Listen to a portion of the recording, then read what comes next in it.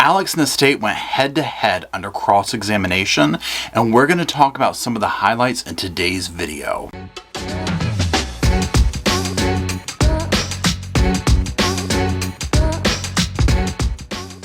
Hello Sofa Squad, and welcome back to the sofa. That's the sofa back there. Our trusty sidekick is actually in my arms today, and my name's Paul, and this is Roscoe P. Coltrane. He's been requested, or he has requested to be held, because we're going to be talking a lot of the dogs in the kennels today, and he don't agree with all that kennel talk. Anyways, you saw the thumbnail, you heard the intro. Today we are talking about, this is basically part 2, right, of the Alex Murdaugh took the stand, and we're going to be talking about this time, his time up there under cross-examination with the prosecutor. Okay, if you didn't see part 1 of my video, I didn't even call it part 1, but it's just the first one I did of his time on the stand, some highlights of that. I'll put it, at the end here, or just go back one video and look at it if you want to. Anyways, what I want to do for this one is just talk about a few specific things. Now, this is one that I will tell you, if you don't typically follow like the full length of these trials, this is one where you're going to at least want to watch his time on the stand. If you were interested in whether it be true crime, psychology, whatever draws you to the genre, it's all there, right? You're gonna want to see this one, so I urge you to go over to Law and Crime and watch the entire thing in its entirety. We're just gonna talk about some parts that stood out to me, and honestly, I really had to like tweedle it down to just, what we're going to review here today, because so much of it stuck out. But what I want to do is talk about some parts of like what the prosecutor did that got on my nerves, what Alec did that got on my nerves, what made sense, what didn't make sense, that kind of thing. So the way we do things here over at the Sofa Squad is I'll put up a clip and we'll talk about it. And again, if you don't want to hear me blabber on about it, then you can just go find it on Law and Crime and watch the whole thing. It is well worth it. Now let's go ahead and jump on in. I'm sure I did at some point. Did you tell him all the stuff you'd been up to over the years before he died? No, I didn't tell him. Did you lie to your brothers? About financial things? Yes.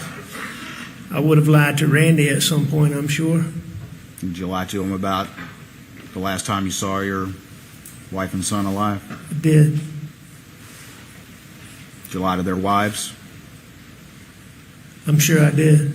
Did you lie to Marion Proctor? Yes. Did you lie to Bart Proctor? Yes. Did you lie to the Brandstetters? Yes. Did you lie to your best friend Chris Wilson? Probably. Did you lie to your other friend Barrett Bulware when you took his money? Okay, so one huge aspect for the state here is proving that Alec is a liar. This is not difficult. He is a proven liar, and he took the stand to say this. Now, another key component is, remember, if you watched it or have been following it at all, is that he had been saying, I wasn't at the kennels, but then lo and behold, a video is produced that was on Paul's phone right before this allegedly happened, and you can clearly hear Alec's voice on there. So this is where, he had to basically take the stand and come clean to this and revert and, kind of change his story around. Now, one thing that the prosecutor does in this, and one reason I wanted to start off with this clip is, and these are really in no particular order. This is actually towards the end here, but there was a huge part of this where the prosecutor went on and on and on trying to get Alec to talk about specific conversations that he had with clients and go into details when he lied to them and looked them in the eye. And Alec the whole time would just go over, I lied to them, I took their money, these were good people, but I can't tell you the details of the conversations, that kind of thing. And it went on and on and on. It got very old and repetitive, to be quite honest. And while I get that the prosecutor is trying to prove that, Alex is a liar, he'll lie about anything, so why would you think he's telling the truth now? Which I think a lot of people can agree with, right? And so it got very annoying, though. And one thing that is very prevalent in the state's case and whatnot is, yes, clearly we've got very traceable, trackable, hardcore evidence about these financial crimes, but this isn't a financial trial, right? Yes, it is a component of it, but once that was allowed in, it was like, oh my gosh. Now, granted, do I think it is, important in this? Does it, inform us somewhat of his character? Yes. But clearly, this is very circumstantial and that type thing. And so, I just wanted to put this in to represent this over and over and over. But also what Alec does is taking ownership of things that are not as bad as wiping your family out or knowing who did it, or having seen someone do it but keeping quiet. Whatever it is that happened, right? It's much better for him to say, yeah, you know what? I did the financial crimes. Yeah, 100% I lied about that. I lied about this, I lied about that, but I'm telling the truth about this. Let's roll the next tape. I'm sorry? He was the son of your longtime housekeeper, Gloria, who had served your family for many years. That's correct. And you stole millions from those boys. I stole those funds. And he and his family had started asking questions as we moved to June 7th. Didn't that happen? No, I mean, there wasn't any rise in them asking questions. No, sir. I mean, he periodically checked in and asked me questions, but, you know, it had come out long before this, I believe, in the Island packet, that there had been a settlement of $500,000. But, I mean, that had been months and months, if I'm not mistaken. Now, can you imagine being those boys? Number one, you lose your mother in this way, right? Number two, it goes down the way that it did. Number three, you see it in the media of this payout, but then it never comes, right? I mean, and you're just like asking questions. Now, Alec up here is very like, you know, you lied to them, you did this. He's like, well, no, you know, think about it. They weren't asking any more questions than normal. Like, and one thing that surprises me with this is how at ease he is talking about this, right? Because just the thought of, I mean, first of all, ripping somebody out $500,000, whatever the amount was, right? Millions, whatever it is. It sends, you know, fire ants through my bloodstream, number one. But number two, the thought of how many phone calls was this man dodging, right? He just seems very at ease with this. Like, yep, did that, yep. No, they weren't calling any more than normal. Went to bed real easy that night. You know, kind of a thing. And I'm just like, oh, wow. Explain what? Whatever you want. I just want to answer your questions, Mr. Waters. Now, there was a point during this where I was like, thank you. Please just answer the man's questions and ask him straight up questions, right? Because they get very argumentative. And there's parts of this, and oftentimes we see this, where you see like the theatrical part of a trial of the law and that kind of a thing, right? And I mean, this plays out in courtrooms all the time. And if you follow true crime, you watch numerous trials, you see this come off, whether it's the state, the defense, or whatever. And some lawyers can pull it off and some can't. And a lot of times we can often sense this like authenticity, right? There's something that I am not really jiving with the prosecutor on some of this. It feels like he's going down this road at times of, I don't even know really, it doesn't feel right. And I don't know how to say it. And I'm not trying to stick up for Alec or say that, you know, I think he's being wronged by the prosecutor or anything, but just something it feels slightly performative at times, right? And one thing I think that Alec actually does a good job while he's on the stand with him is Alec remains very calm. There's a few times where I think maybe if you knew him, you would be able to tell more like, oh yeah, he's kind of ticked right now, like the way his eyes do, because there is something with Alex's eyes that freak me out at times, right? It's like a different person. And so there's times of that, but like through most of this, he's very just chill and like, yeah, go on, boy, go on, ask me some of these questions. I'm just going to keep smooth sailing through them. Is that the look on your face when you decide to lie about an important fact in your wife and son's murder? I don't know, as I said, Mr. Waters, I don't know the exact point that I made that decision. You specifically earlier mentioned that very exchange as somehow triggering you to lie about the last time you saw them alive. No, I'm not saying that that's what made me lie. I'm saying this whole set of circumstances caused me to be in a state where I had paranoid thoughts. Okay, now this is where we're getting into the state kind of tearing his story apart of the reason that he lied about the whole kennel video. And, you know, and when you say that statement, he lied about the kennel video, it's not just, you know, recently. This is right after this took place. No, I wasn't up here. He immediately started lying, right? And so until the video proved that he was there, so I shouldn't say the kennel video, but being at the kennels, right, at a particular time. And so the state is going to rip into this, which, I mean, this is almost like low-hanging fruit, right? I mean, my God, you lie about this? Well, Alex's excuse is I was paranoid. You know, I was having paranoid thoughts. I was, petrified. I had a pocket full of pills. The whole 9 yards, right? Now, again, I'll say this, and I'm not trying to stick up for Alex in this way, but I'm just like, well, yeah, you ripped off half the town. You have all these drugs everywhere. You're chewing oxys like they're, Pez. So, of course, you're going to be a little on edge at times, right? 100%.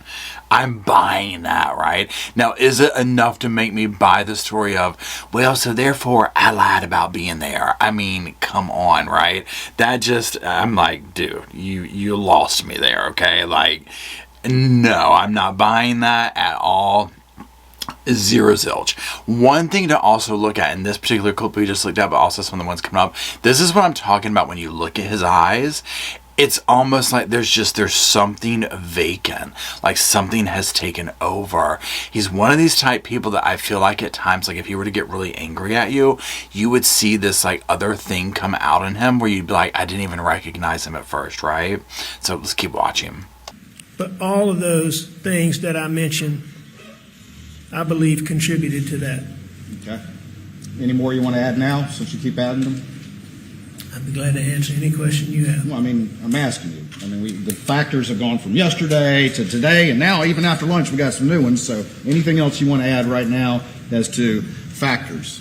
Okay, and this is one thing also to look at with Alex. He's like kind of hunched over, and you hear the state here, like, okay, you want to add anything else? And I mean, again, trust me, it's frustrating to anyone hearing it where it's like, come on, dude, you've sprung this at the last minute. You've had to get up there and make this excuse up. I get it, but it just seems like kind of like combative at times. He's acting almost like a victim, right? But I think that is what he is playing in this, because in his world, whether he did it, whether he had someone else do it, whether he just knows what happened, whatever the case may be, no one is going to ever know except 3 people, and 2 of them are no longer here, right? And one of those possibilities could be that he had nothing to do with it, right? But, I mean, who knows? So, in all that, I think he is going with the stance of, I did not do this.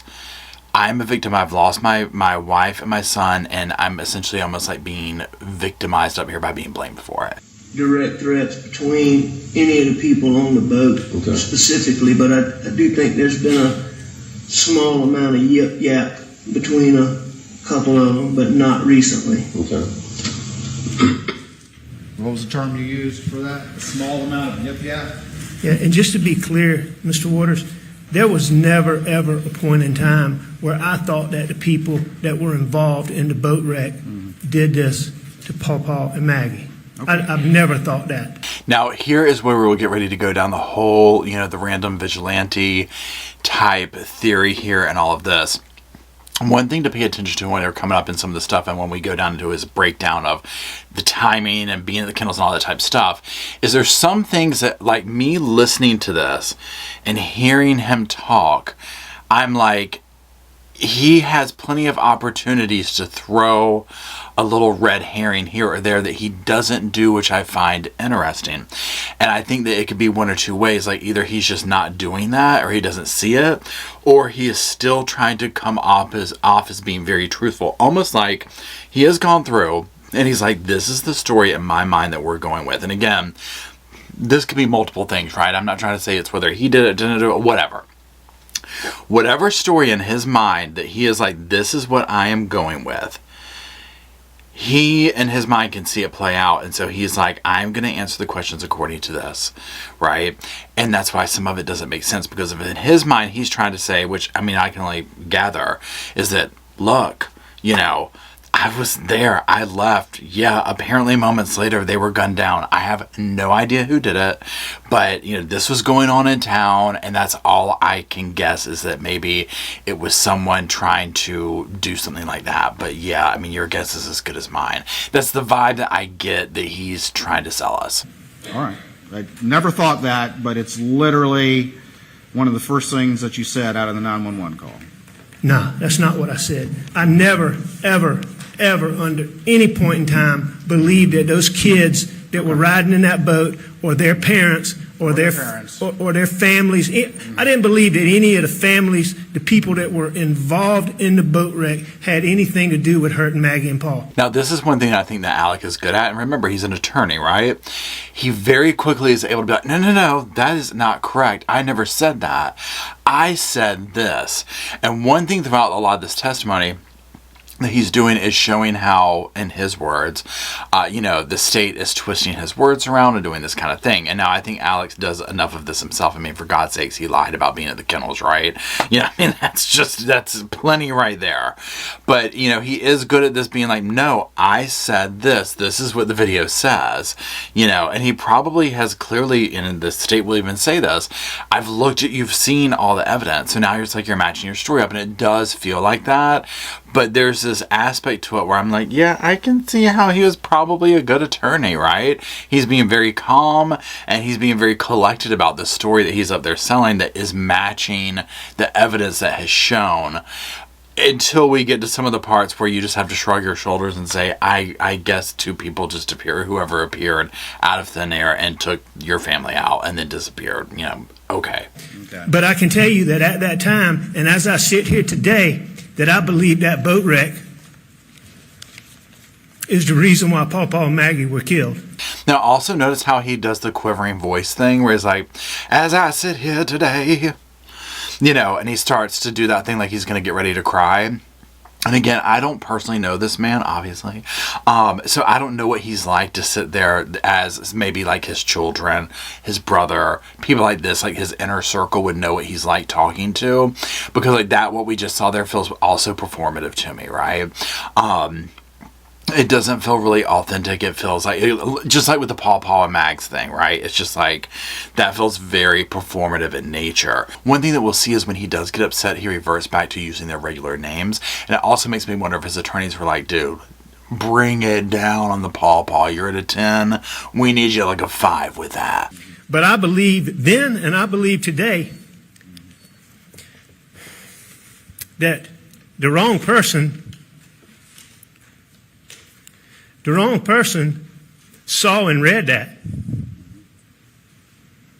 Okay. Because I can tell you for a fact that the person or people who did what I saw on June the 7th, they hated Paul Murdoch and they had anger in their heart. And that is the only reason that somebody could be mad at Paul like that and hate him like that. Also, one thing that I get off of Alec is, and for whatever reason, and I don't know, and I'm sure that there is maybe somewhere documented of this, what Abraham Lincoln sounds like, but it's almost like he is trying to sound like, you know what I mean, like a founding father or something, and like giving that thing like, on 4 kind of a thing when he goes into these little speeches and whatnot. Now, I have not, as of this recording, it is Sunday, I've not watched the Netflix series. I'm going to do that after I edit this and upload it. But I mean, I'm just sitting here with him like being like, oh, that's the only reason someone would hate him. And I'm like, I'm hearing all sorts of different things from people about all different dynamics of this family. And so, mind you, I know that separated the town. I know a lot of people had very strong feelings towards him, towards the family over this situation, right? But I'm sure a lot of people had feelings towards the family about the scandal that he was doing. Not Paul, but that scandal too, but Alex, with the money and stuff. And who knows what he was doing in the drug world, right? So, again, this just feels performative. It feels not authentic to me. All right, so Had something to do with it. All right, so we've got random vigilantes because of the boat wreck. Now, I don't know that they're random vigilantes. Well, you just said it wasn't the family or the kid, or No. the kids or the family of the other kids in the boat, right? But So you're saying it's somebody off of social media, and you don't have any evidence of that, do you? No, You just believe that, and you're just telling that jury that as you try to explain the lie that you told for the first time yesterday. Isn't that right? No, sir, that's not right. It's not right. Now you see that look in his face where he's like, no, sir, that's not right. Right. It's like, whereas I mean, he just has this like anger or something beneath that. Now, but again, you can see where all of a sudden the prosecutors come up with the word random vigilante, right? And I mean, I get what he's saying because, you know, it is what it is, right? I mean, Alec is basically saying, I don't think the family did it. I don't think the kids did it. But there is somebody, you know, from social media or whatever, people are coming up with crazy stuff. And I mean, you know, there's some truth to be told to that. I mean, look at what happens out there and you know, when this kind of stuff breaks or whatever. But I personally don't think that's what happened. Although I do think it's a wonderful tactic for the defense to bring up because it is a possibility. Okay, now let's listen to some clips of the breaking down of the timeline of what went on down at those kennels. And y'all, go ahead and buckle the seatbelts up because we're going to start off with that damn chicken. I don't know exactly, but in close timing to Bubba coming out of those woods with the chicken, I got up and took the chicken from him. Okay. Let me ask you this. Were the dogs barking and carrying on or going out into the woods or acting like they sensed somebody was around that they didn't know? Were the dogs acting like there was somebody around that they didn't know? Yeah, like dogs do. No. They weren't. There was nobody around that the dogs didn't know. Okay. Okay, now this part had my mouth on the floor for numerous reasons. First of all, you could almost read into it two ways. Like the state's almost giving him like a little bit of a wiggle room here, right? Of where the dog's going crazy. Because what I'm thinking is I'm going with like where Alex is possibly going of. Someone obviously came and did this, right? That wasn't him, that had to be in the vicinity. So maybe they were in the woods, maybe they were nearby, maybe who knows, right? So this would have been a perfect chance to be like, they were acting a little weird and kind of paying attention to the woods over here, but we just thought that it was, you know, the guineas or the chickens, and then he came right over the chicken, right? Like if you're trying to play it off. But the way that Alex is, where he's like, no, there was no one around. Like, why would you even ask that? And that's where I'm like, oh my God, it makes it look even worse. Dogs didn't, to your indication, sense anything out of the ordinary. They were just chasing after the guinea. There was nobody else around. All right, good. For them to sense.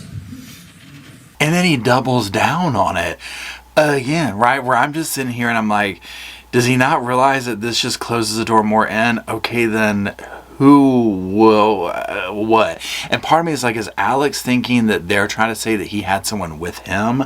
So in his world, he's like, no, they weren't doing that because I wasn't bringing anyone else there to pull this off. It was just us, the family there, right?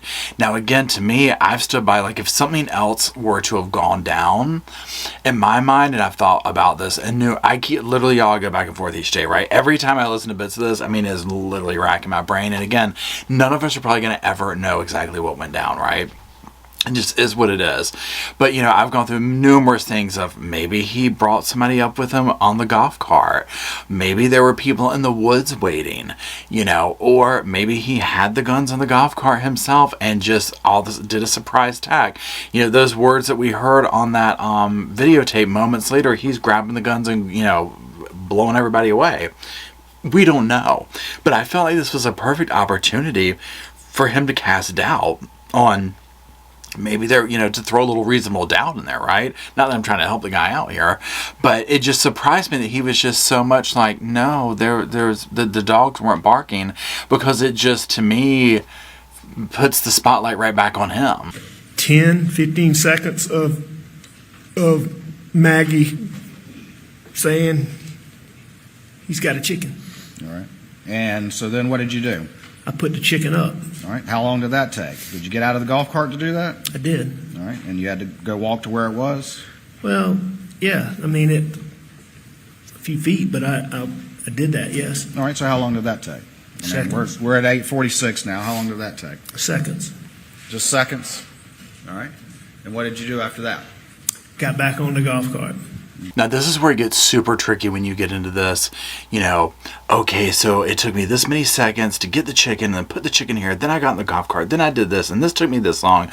But, I mean, that's what often these cases come down to, right, are literally just sitting there going through bit by bit. This evidence says at this time this happened.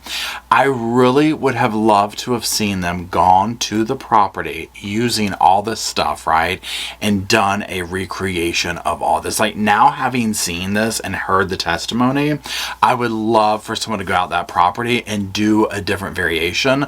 Because in my mind, I'm thinking, let's go down the road that he did. Like, it was just him that did it, right? We're going down that road for a minute. To me, I'm like, oh, I know it seems like, well, he didn't have time to this, he didn't have time to this. Y'all, there's people have done more with less, right? Do not underestimate the power of adrenaline. You know, now there are bits to the timeline that aren't being discussed in here that I'm like, because truth be told, neither the state nor his timeline are selling me on either of them, because there's parts to each of them where I'm like, what? You know, I'm like, this doesn't add up, or there's doubt there for me to really 100% buy this. But what he's trying to talk about here in the nitty gritty of like, it took me 10 seconds to this, 10 seconds to that, I'm like, okay, this is almost becomes a moot point for me. Also, when you get into this whole dynamic of trying to go back and describe your interactions, right? Which he essentially is just painting this picture of swinging up, getting off the car, grabbing this, okay, I'm leaving, bye. You know, that doesn't seem really real to me either, but let's continue to hear what he says and we'll continue talking about it. And what'd you do after that? I left. You left. Now, Just did I jumped leave? on the golf cart and left. Well, that's what I was getting ready to say. Did I get on the golf cart and leave that second? Probably not. But did I get on the golf cart and leave very quickly after that? I did. Okay, yeah, I think you testified yesterday. I got out of there. I did. Now that's what I'm talking about with the performative nature of what the prosecutor's doing. Now I get he's wanting to, you know, highlight that I got out of there kind of a thing. And we're going to talk about that in a minute for some of the things that Alex is getting ready to say that just had me going, what? You know, like, why would you say that? But, you know, I hopped in the car and, you know, I left.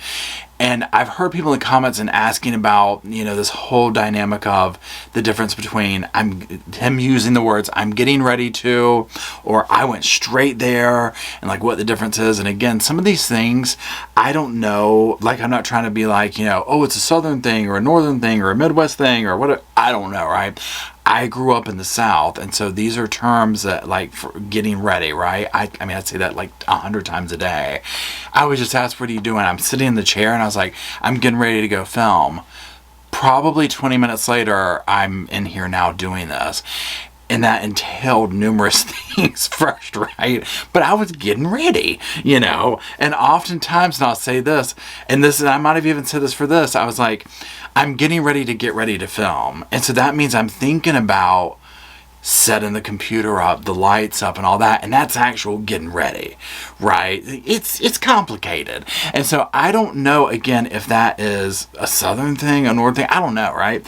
Now, his whole thing about, like, I went straight there, you know, that could mean, I mean, to me, that's just like, I don't know, I just say that too, like, I mean, that's the difference between, like, oh no, I went straight there, that's this, like, for me saying that, that's like, oh, I didn't dilly-dally, I didn't stop off in hem and haw with peephole down the street, I didn't, you know, stop off and, you know, whatever in the shop, I just went straight there, like, I had business to get done, I went straight there, you know, kind of a thing, right? I'm curious to see like what region you're from and if you use these, right? Because it's just stuff that I say, but I just don't know if these are regional or if everybody from all over the country or, you know, the world or whatever you want to say uses these same things. So, but that's one thing that I have found interesting that I've learned through this trial. Anyways, let's keep going.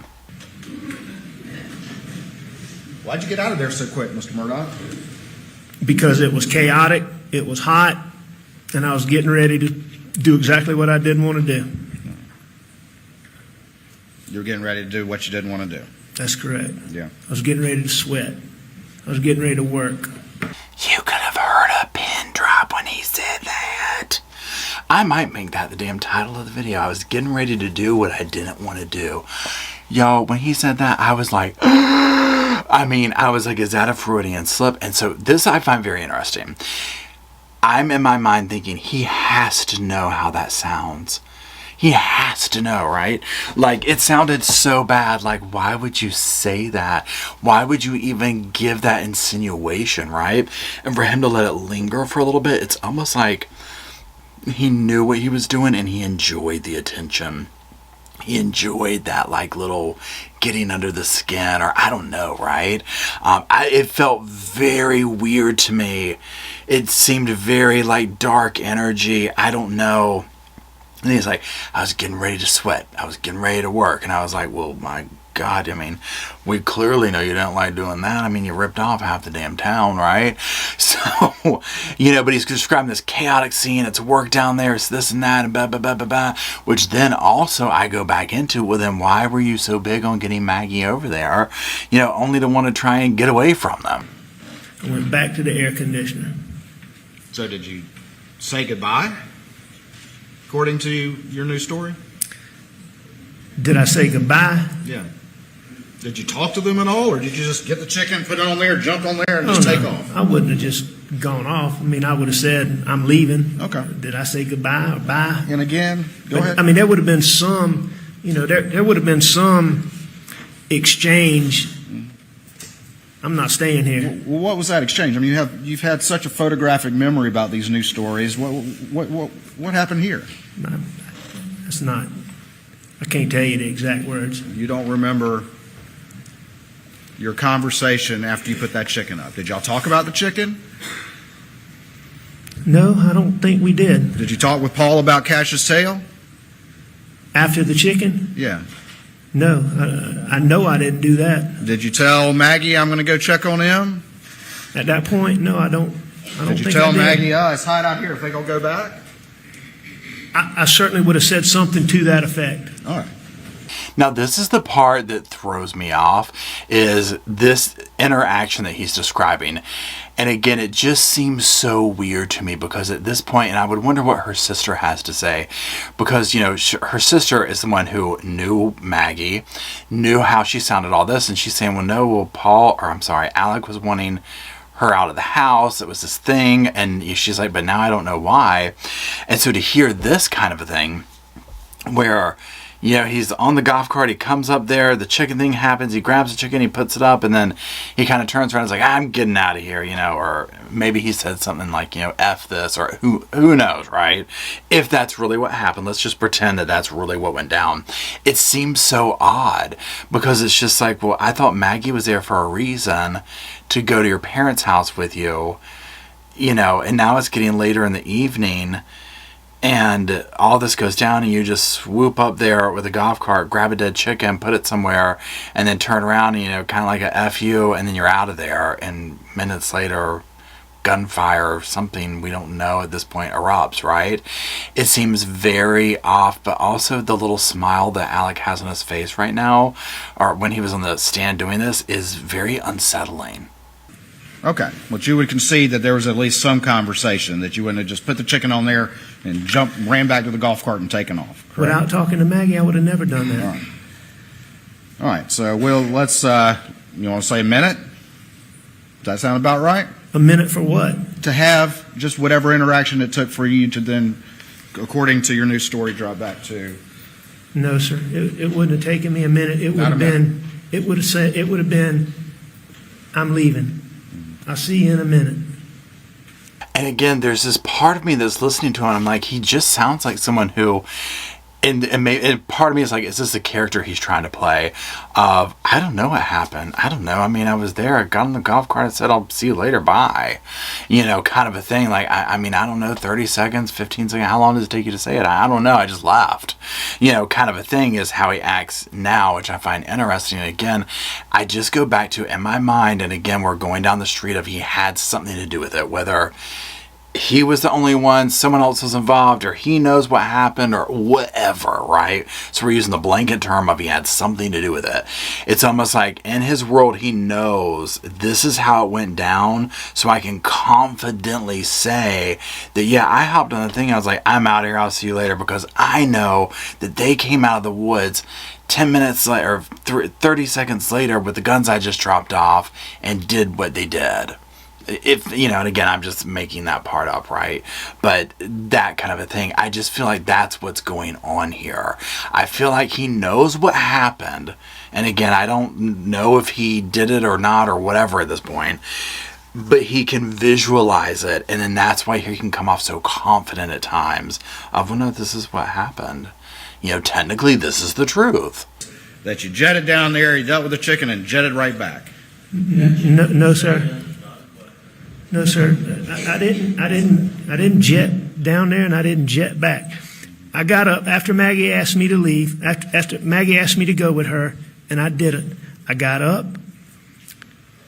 I went and got on a golf cart. I drove down there. I did what I did. I said, I'm leaving, or something to those words, and I went back. All right. Well, if it's about 8:46. Damn, son, I didn't jet down there. I moseyed on down, and then I moseyed on back, and I did what I did while I was down there. Now, that part, when he said that, was another one that I was like, ew. I mean, are we really going to say that? Some of the things that he says, I'm just like, are these Freudian, I can't say it, because apparently I was saying Floridian slips in one of the videos. Y'all know what I'm trying to say, right? It's like, is it one of those things? Or is it, again, I'm just like, because he said, I went down there, and I did what I did, and then I came back. And I'm just like, oh my gosh. It's just like this thing where I'm like, don't say you did what you did. Like, you're just putting these like blanket imagery statements in people's minds, right? Am I the only one? I don't think it was that long, but maybe, sure. All right, so. But I don't think it was that long. All right, well, exactly what I thought was going to be going on at that kennel, why I didn't want to go there to begin with, is exactly what was going on. Yeah, well, I get that. Again, and I left. Are these also... Again, the smile, the eyes, exactly what was going on there was going on, and the reason I didn't want to be there, so I left. And it's just this whole thing where, again, and I think for him, he's coming from this perspective of, they're working, it was chaos, it was this, and I'm looking at it from both sides, because I get what part of me is like, it's hot, it's muggy, the dogs are all going crazy, I get it, right? He's like, eh, but there's also like a huge shootout that leaves your family, gone, right? And so it's these statements that he just keeps saying during this whole process, and this little smile that he has that I just find so bizarre. All I'm saying is I'm taking issue with the manner in which you're changing what I'm saying. So you disagree this is a new story? You disagree with that characterization? Yes. This is the first time that this is being told openly. Now, this is one of those moments that I was like, oh my God, both of you. First of all, the prosecution. Now, the prosecutor will get reprimanded at one point, being like, look, let him answer one question, right? Because he'll just keep going over and over. And, whether he's emotional or this or angry or whatever, it doesn't matter. It's like, ask something, just like have a certain decorum. But then Alec will say these things where he's like, do you disagree that this is a new statement? No. Well, it's the first time it's being told. And that's where I'm like, dude, come on, right? It's almost like both. This is what happens, I think, when an attorney questions an attorney, right? And you get into this whole thing at times where it's almost like this infinity loop where you're like, somebody stop it and just reset this whole thing. So if we're at 8:47, I think you said, giving you the benefit of the doubt, it's 2 minutes to get up back to the house, correct? Approximately. All right. And when you got back to the house, where'd you park the golf cart? Same place I'd gotten it from, right where Mark Ball testified that it was. All right. And what door did you go in? I would have gone in the front door. And if you left around 8:47, and it took about 2 minutes to get up to the house, what time would that make it, Mr. Murdoch? If I left at 8:47, and if it took me 2 minutes, that would make it 8:49. 8:49. Okay, now this is where you start getting into this like real nitty gritty part of the time, right? Because this is where you're getting into the final times that the phones never opened again. And by the phones, I'm talking about like Maggie, Paul, that type thing. So again, this is where, like I said earlier, where, you know, the matter of seconds it comes down to and all this type of stuff. So he goes up, he goes in the front door. Now in a minute, we're going to hear him. He talks about he gets in the couch and all this type of stuff. Well, again, if all this went down the way that the state is saying, meaning timing wise, this is where it gets very confusing, because I'm like, okay, there should be massive amounts of noise coming from that down that way. You know, I don't know, but we'll talk about this in a second, because I was going to go down on this tangent now of like another one of my theories that could have happened, but I'm trying to hold them to the end of the video. Let's keep watching the damn tape. And you testified you went inside and the TV's on, right? I did go inside, and the TV was on. Okay. And you laid down? Is that right? I did. All right. Before you said you'd been napping for an hour or so, or napping that entire time, but now you laid down on the couch? That's correct. All right. And maybe dozed for a second? Maybe. According to your new story? How long did you doze? If I dozed, extremely short time. Extremely short time? Because you would agree with me that at 9:02, you're up and moving, according to the data. I agree that according to that data, my phone's recording steps at whatever time it is, 9:02 something. Okay, so this is the part, you know, he gets up there, he gets on the sofa, he stretches out, takes a, you know, dozes off possibly, and then there's all these steps on his phone, like any more than he's taken during the whole day. Now this is the part that if you go down the whole thing of he did it himself, then this would be logical to think this is when he's cleaning up. But then there's other parts of the evidence that kind of are like, this doesn't make sense then. Like, where is this, or why didn't this happen? Could be because of a botched investigation and cleanup. I mean, who knows, right? But then also you could get into the, well, I mean, what if he was just getting ready to go? You know, it could go two ways. You know, also if he just simply went down there to drop off weapons to someone who was coming to do a favor for him, and then he's going back to the house to wait till it's done and go start creating his alibi, you know, there's that as well. How long did it take you, if you were at the house at 8:49, how long before you went and laid on the couch? I would have gone straight to the couch, probably. I may have gone by the sink, or, I may have gotten a spit cup, but it would have been basically straight to the couch. Straight to the couch. Yes, sir. And you're telling this jury that that's what happened, and you were back at the house at 8:49, and you lay down on the couch and dozed for a second, and then you were up with more steps in a shorter time period than you had done all day. Well, I mean, your number is 8:49. What I'm telling this jury is that I went down there, and when I took that chicken from Bubba, I would have said something to Mags. I got back on that golf cart, and I drove back to my house. After getting back to my house, I went inside, and in short order, I went to the couch. Now, this is the part where I feel like what he's doing, you know, when he's like 8:49, he's like, you know what?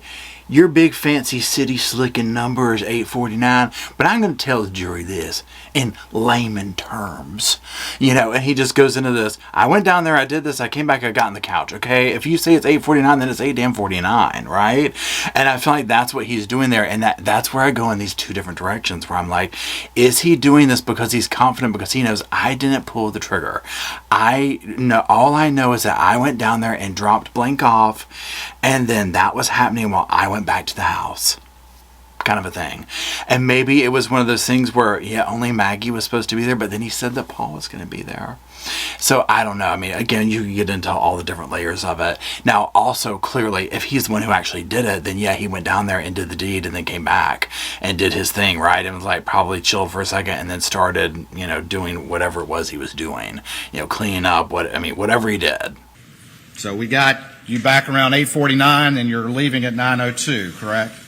And you didn't see any weapons down there. You just happened to be back there. You didn't hear anything at all. Did you hear anything at all, Mr. Murdoch, during that time period? No, I did not. You didn't? Didn't you tell law enforcement that you thought you heard them pull up? Didn't you tell law enforcement that? I did think they had pulled up. All right, so that was that. You did think that? Yes. All right. So now you're saying there was a car pulling up? No. You didn't testify to that yesterday, did you, in your new version of events that No, I don't. construct? Mr. Waters, I don't believe there was a car pulling up. Okay. Okay, now I go back and forth in this whole thing. Did you hear this? Did you not hear that? So, and what I mean by that is this. Okay, so and I'll use my situation here. So where I live, it's out in the country. A lot of people have a lot of guns out here, right? And so they're always shooting, doing their thing, right? And so there's two ways to this. So I'm in my 40s, right? And it shocked me at times where maybe not a gunshot, but like some kind of random noise where I'm like, oh, half the house fell off a minute ago and I was completely unaware of it, kind of a thing, right? Especially if TVs are going and that type of thing. And even right now where I'm in my 40s, I'm like, man, I have to listen to stuff like loud, whatever. There's that. Now, also, I sit here and I'm thinking particularly of like the neighbors that I know that are out like target practice shooting, hunting, all that kind of stuff, where it's like, okay, yeah, I know this one I can hear their guns pretty good. This one over here, not so much, or it depends on what kind of thing they're doing, right? So what I'm getting at is when he was talking about, well, I didn't hear it, and if we got on the path of he didn't do it, right? Just had no idea, right? I'm kind of like, yeah, I could see maybe not hearing that, right? Now, obviously, if he did it, of course, he's going to say he didn't hear it. And then, obviously, if he had people doing it for him, he's going to say, I didn't hear it, which is why it's like, yeah, let me go back to the house where the TV's on because this could become plausible. Mr. Murdoch, are you a family annihilator? A family annihilator? You mean like, did I shoot my wife and my son? Yes. No. Would never hurt Maggie Murdoch. I would never hurt Paul Murdoch under any circumstances. Let's just say the prosecutor came in hot on that one. I mean, and Alec was like, Shum, you're going to make me have to get my damn dictionary out. What's a damn fangled family annihilator? You talking about that Chris Watts character? And I'm just like, oh my God, because that's the thing that comes to mind. And so this is going to segue into some like final thoughts and that type thing. So one thing that I see is a lot of people, there's no motive, there's no this, there's no that. And let me say this. I would rather people say that than, oh, I completely see why he should have blown them away. You know what I mean? Come on, right? It's better that we look at it that way than finding all these reasons that this should have happened, because obviously it should not have, right? So, following all the cases that we do, and again, I always say, just come back to the saying, people have done more for less, right? Motive, no, it could have been they found his pills, it could have been he owed money, it could have been he was ashamed of what was happening and he wanted Buster to carry the torch. No, people will do anything for whatever, right? There doesn't have to be some grand Dynasty Dallas motive to make someone do this kind of stuff. And I hate that that's the truth, but sadly it is in this day and age, right? People are doing this kind of stuff because they got too much ketchup on their hamburger at McDonald's, right? I mean, this is just comes down to a damn respect for life itself, right? So that part, I'm kind of like, that, no, I mean, it's almost like at this point in time with crime, I'm like, I don't even think people need a motive anymore, right? It's just, the world is unhinged, okay? Depending on what day and time it is this last couple of weeks, and when you catch me is when I'm like, okay, I think he did it, I don't think he did it, I think he hired someone, I don't think he hired someone. I go back and forth with it. This video, I really try to play devil's advocate on a lot of different things. I can be like, okay, well, let me think this. Because yes, and I've always said this, my bias is I think he did it or it had something to do with it, has knowledge of it. He knows what happened essentially. And whether that means his hands were on the trigger, so-and-so's were, or whatever, right? Cartel hit, I don't know, but my gut says he had something to do with it. I just don't know what, and that's what concerns me, is that I feel like with this being such a heavy circumstantial case, it could really go either way when it goes to the jury, right?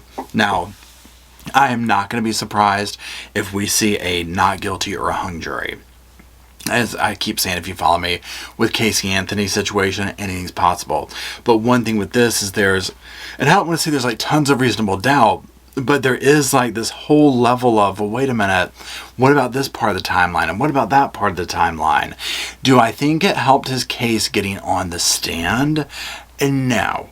But I think he had to do it, right? Because it was going to look worse. But now part of me is honestly thinking it might have fared better for him if he never got up there and just left people to their imaginations, because there is this level when he got into the timeline and he's describing this timeline and everything that went down. And again, even though I feel like the prosecutor, just kept drilling this home way too much. Yes, he is a liar. We know he's a liar. You really cannot trust anything that this man says, right? I mean, period. End of story. This man has done a lot of dirty deeds. Now it comes down to, does that mean that he would do this to his family? And I mean, my personal opinion is, do I think he could do it himself? I don't know.